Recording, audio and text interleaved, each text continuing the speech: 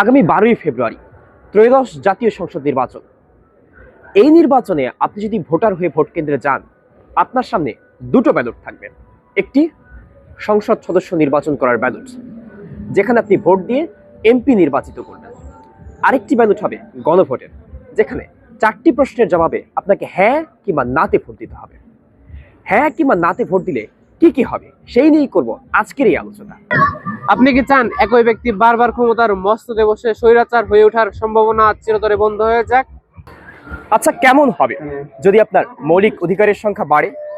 যেমন ধরুন, ইন্টারনেট সেবা আপনার মৌলিক অধিকারে যুক্ত হোক, অর্থাৎ আর কেউ বলবে না আমরা ইন্টারনেট বন্ধ করি নাই, ইন্টারনেট বন্ধ হয়ে গেছে।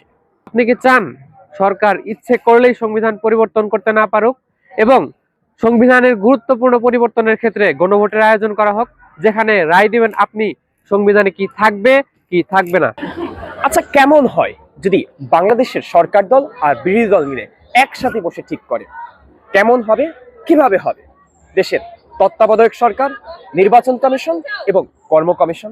আপনি কি চান ক্ষমতার ভারসাম্য রক্ষার্থে সংসদে নিম্নকক্ষের পাশাপাশি একটি উচ্চকক্ষ গঠিত হোক?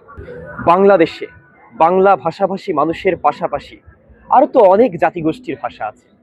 কেমন হবে যদি বাংলার পাশাপাশি অন্যান্য জাতিগোষ্ঠীর ভাষাকেও সাংবিধানিক স্বীকৃতি দেওয়া হয়? হেই, আপনি কি চান একটি সংসদে রাষ্ট্রপতি আর প্রধানমন্ত্রী ক্ষমতার ভারসাম্য থাকুক?